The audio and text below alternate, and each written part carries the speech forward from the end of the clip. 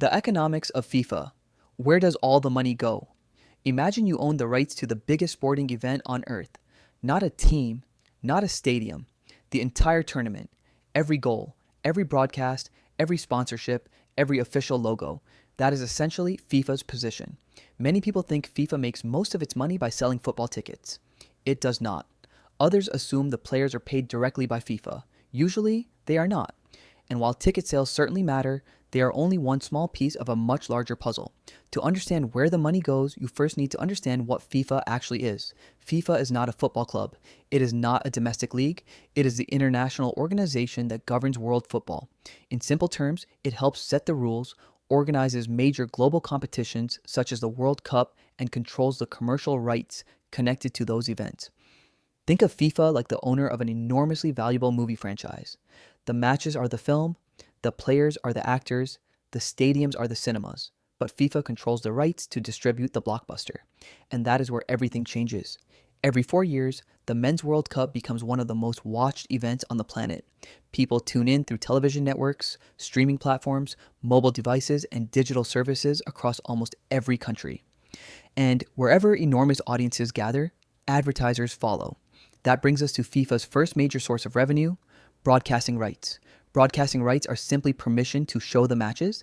Television networks and streaming companies pay for that permission because they know huge audiences will watch.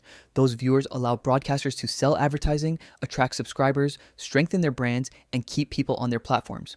So the broadcaster is not only buying football, it is buying access to an audience. And because the World Cup audience is so large, those rights can become extraordinarily valuable.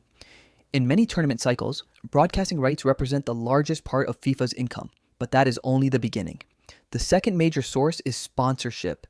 You have seen the signs around the pitch, the logos behind players during interviews, the branded graphics during halftime, the official partners attached to almost every part of the tournament. Those companies are not simply buying a logo, they are buying attention. When billions of eyes are focused on one event, even a few seconds of visibility can be extremely valuable. The World Cup is one of the rare moments when people from different countries, cultures, and time zones are watching the same story unfold together. That kind of global attention is difficult to create anywhere else. Then come ticket sales. Millions of supporters travel long distances for the chance to experience the tournament in person. They buy tickets, book hotels, use transport, visit fan zones, and spend money in the host country. But here is what most people miss. Even though tickets can generate a large amount of revenue, they are usually worth far less than broadcasting and sponsorship income. In other words, the people sitting on the sofa can be more valuable financially than the people sitting inside the stadium. It seems backwards until you compare the scale. A stadium may hold tens of thousands of spectators. A global broadcast can reach hundreds of millions or even billions across an entire tournament. Merchandise is another important piece.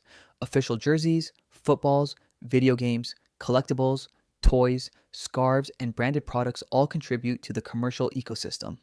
Notice the word licensed. A license simply means that another company pays for permission to use official names, symbols, logos, or tournament branding. A clothing company may pay to produce an official shirt. A video game company may pay to include official competition branding. A toy company may pay to sell an official mascot. Every licensed product exists because someone purchased that permission. So now, the money is flowing in. Broadcasting, sponsorship, tickets, licensing, merchandise. But where does it go?